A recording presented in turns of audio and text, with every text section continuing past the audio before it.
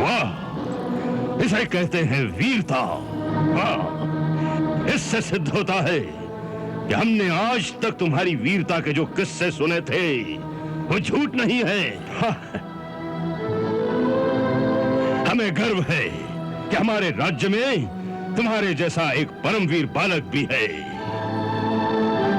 इसीलिए हमने मथुरा के इस महान उत्सव में आने के लिए तुम्हें निमंत्रण भेजा था।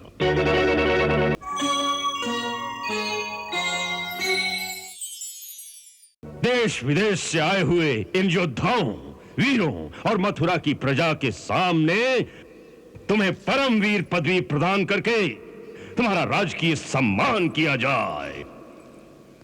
परंतु उस सम्मान समारोह से पहले हम चाहते हैं, और यहां बैठे हुए सभी लोग अवश्य चाहते होंगे, कि जिसकी वीरता के इतने चर्चे अपने कानों से सुने हैं, उसकी वीरता का एक प्रदर्शन आंखों से भी देखा जाए।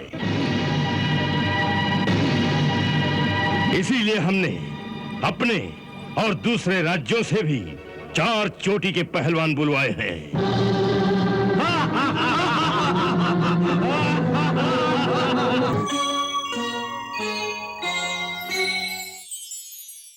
तुम्हारी वाक चतुराई से हम प्रसन्न हुए, इसलिए हम तुम्हारी उस भूल को क्षमा कर देते हैं जो तुमसे अनजाने में हुई है, क्योंकि गांव में रहने के कारण तुम्हें अभी राजमर्यादा का पूरा ज्ञान नहीं है।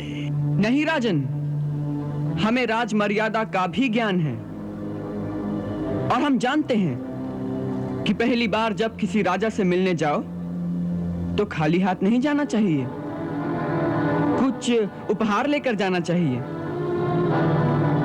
यही सोचकर रास्ते में आते समय एक पागल हाथी को मारकर उसके ये अमूल्य हस्तिदांत आपको भेंट करने के लिए लाए हैं। इसे स्वीकार करें राजन।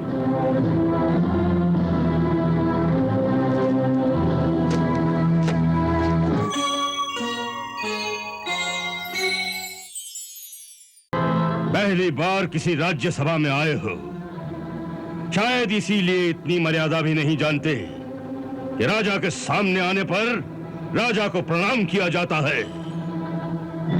राजन, ये मर्यादा तो उनके लिए है जो राजा से कुछ याचना करने आते हैं, कुछ मांगने आते हैं। परंतु हमें तो स्वयं आपने अक्रूर जी के हाथ यहां आने का न्योता भेजा था, और फिर मथुरा में प्रवेश करने से पहले हमें आपका राजपत्र भी मिल गया था, जिसमें लिखा था कि मथुरा में हमारा स्वागत है। ऐसे समय में मर्यादा तो यही है कि जिसने निमंत्रण पत्र भेजा हो, यह उसका धर्म है कि मेहमान के आने पर पहले वो मेहमान का अभिवादन करें।